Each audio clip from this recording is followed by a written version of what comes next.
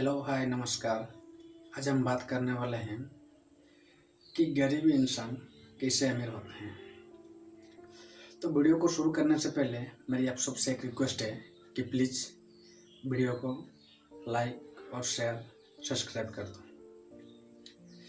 याद करके सब्सक्राइब कर दीजिएगा क्योंकि आप लोग सब्सक्राइब नहीं करते हैं।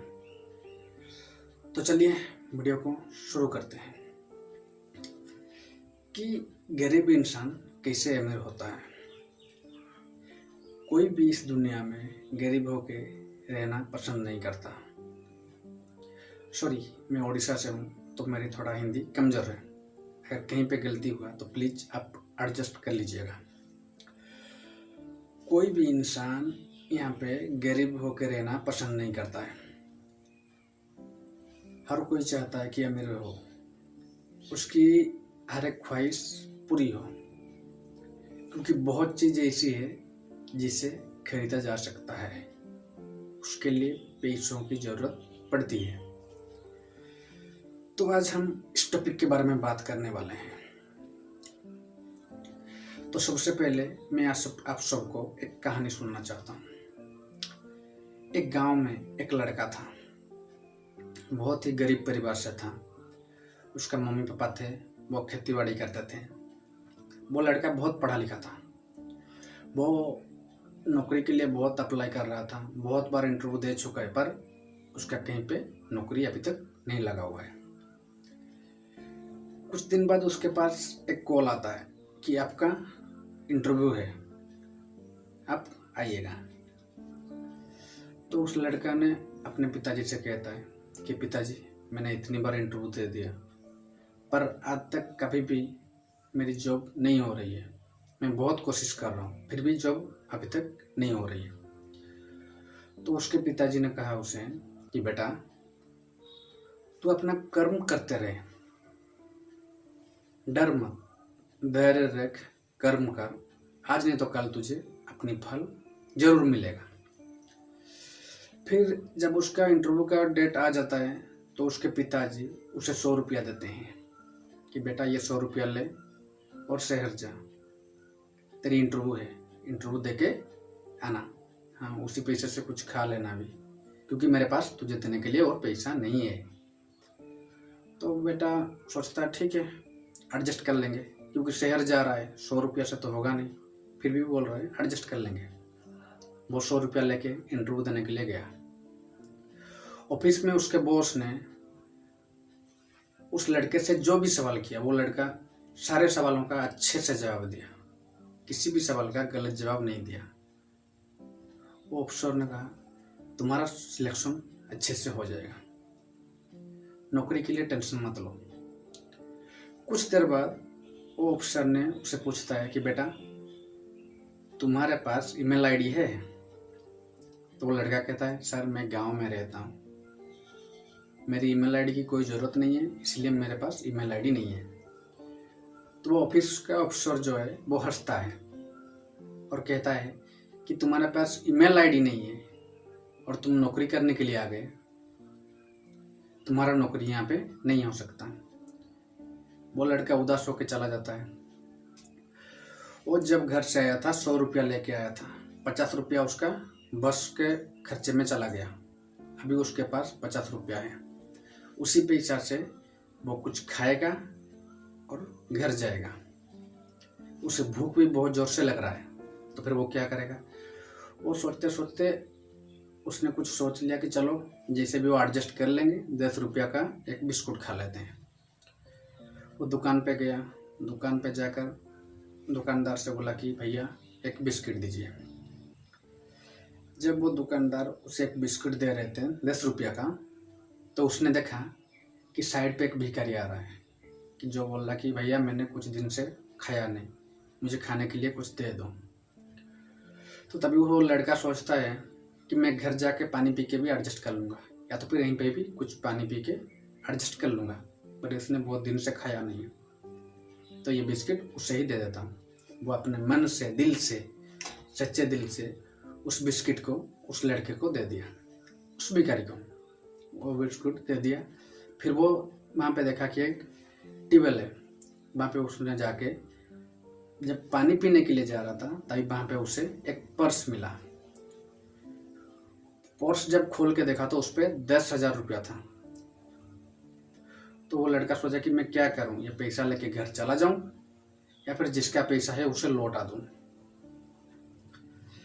ये सब सोचते सोचते वो सोचा कि नहीं, किसी का इमरजेंसी का पैसा होगा तो उसे उसका पैसा लौटा देते हैं। फिर उसने उस पर्स में ढूंढा कि कहीं मोबाइल नंबर मिल जाए या फिर कुछ डॉक्यूमेंट मिल जाए, और ढूंढते हुए उसे मिलता है आधार कार्ड। और उस आधार कार्ड पे जिसका पर्स है उसका मोबाइल नंबर उसी आधार कार्ड पे था। तो वो लड़का जाता है वहाँ पे, वो पर्स से आधार कार्ड से नंबर निकाल के साइड में देखता है कि कोई आ रहा है क्या। फिर देखा कि एक आदमी आ रहा था, उससे बोला कि भैया आप थोड़ा अपना मोबाइल दीजिएगा, मुझे किससे कॉल करना है। तो वो आदमी उस लड़के को मोबाइल दे देता है। फिर ये लड़का कॉल करता है उसको जिसके आधार कार्ड पे मोबाइल नंबर था। फ़ोन करके पूछता है कि भैया आपका नाम यह है। तो वो लड़का बोलता है हाँ, तो आपका पर्स यहाँ पे गुम हो गया था जो मुझे मिला है, तो आप आके इस पर्स को ले जाइए। तो वो आदमी कहता ठीक है, आप वहीं पे रुकिए, मैं बहुत जल्द जाके वहाँ पर पहुँच रहा हूँ। तो फिर वो आदमी आता है और उस लड़के को गले लगा लेता है। कहता है भैया आपने आज कितनी बड़ी काम किया है ये मैं आपको बता नहीं सकता, क्योंकि आपकी वजह से मेरी बीवी की आज जान बच जाएगी, क्योंकि उसका ये ट्रीटमेंट का पैसा था। वो खुशी खुशी उस लड़के को 500 रुपया देता है। वो लड़का मना करता है नहीं भैया ये आपका पैसा है, आप रखिए। पर फिर भी वो आदमी ज़बरदस्ती उसके जेब में 500 रुपया डाल देता है। फिर वो आदमी चला जाता है। तो ये लड़का सोचता है कि मैं अभी क्या करूं, ये 500 रुपया लेके घर चला जाऊं या कुछ करूं। वो लड़का सोचा कि नहीं, आज मैं घर नहीं जाऊंगा, इन पे कुछ ना कुछ इस 500 रुपया से करके जाऊंगा। फिर वो देखता है कि उस साइड से कुछ लोग आ रहे थे कि जो कि मतलब फल मूल लेके आ रहे थे, सेव केला ये सब वगैरह वगैरह वो सब लेके आ रहे थे। तो तभी उस लड़के ने सोचा कि मैं भी यही बिजनेस करूँगा। फिर उसने जाके वहाँ पर बातचीत की कि कहाँ से लाएं, कैसे लाएं, कितना क्या। वो जाके 500 रुपया से वो सब लेके चला आया। उसी 500 रुपया से उसने सामान खरीद के उसको बेचा।